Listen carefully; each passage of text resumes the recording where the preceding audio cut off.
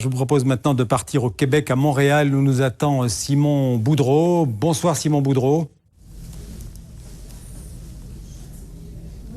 Bonjour.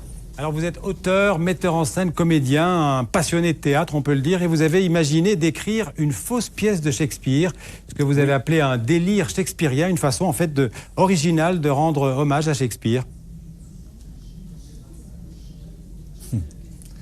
Oui, en fait, on est deux auteurs, Jean-Guy Legault et moi-même. On a eu envie d'écrire un délire shakespearien.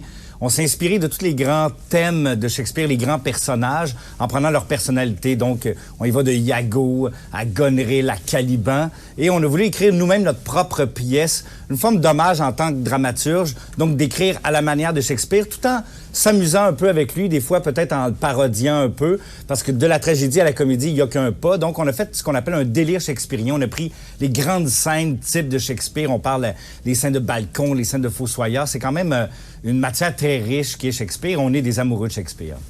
C'est un canular, ça reste un canular, mais c'est un vrai spectacle de théâtre.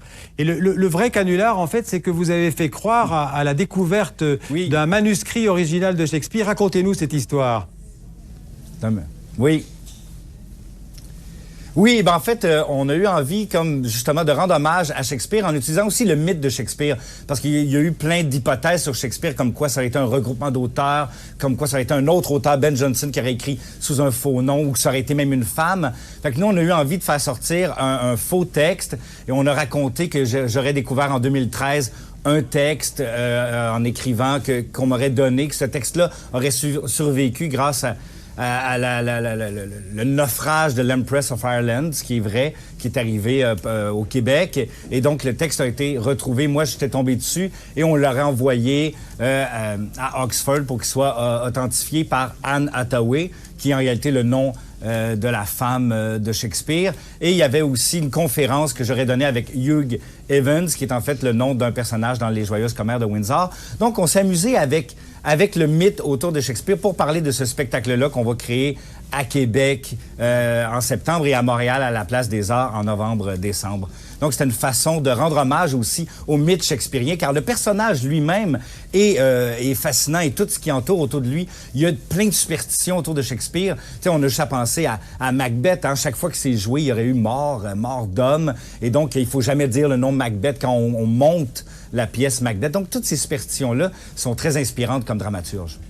Et vous l'aviez tellement bien monté votre canular, c'est qu'on y a cru. On a cru à ce texte de Shakespeare, cet original retrouvé dans un bateau, donc dans le Saint-Laurent. Oui. Et vous allez donc monter, en tout cas, la pièce que vous avez construite donc autour de toutes les pièces de Shakespeare. Vous allez la monter, je crois, à l'automne, à Québec. Oui. Oui, exactement. On la monte au Théâtre Labordée à l'automne. C'est une façon... Je dirais que quelqu'un qui connaît pas du tout Shakespeare découvrirait Shakespeare.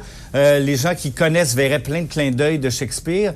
Puis c'est aussi une façon de se questionner, nous, comme dramaturges. Qu'est-ce que Shakespeare nous dit encore aujourd'hui? Il n'y a pas un auteur, je pense, qui a décortiqué aussi bien l'âme humaine que Shakespeare, qui parle de l'ambition avec une acuité, une force. Il y a des thèmes existentialistes très forts qui nous parlent encore aujourd'hui. Et nous, comme auteurs contemporains, qu'est-ce qui vient nous chercher là-dedans dans Shakespeare? Donc, c'est vraiment un hommage qu'on lui fait et en même temps de montrer à quel point cet auteur-là est encore actuel aujourd'hui. Merci Simon Boudreau, c'est une bonne fin pour notre entretien en duplex depuis Montréal. Merci beaucoup et bonne pièce à l'automne.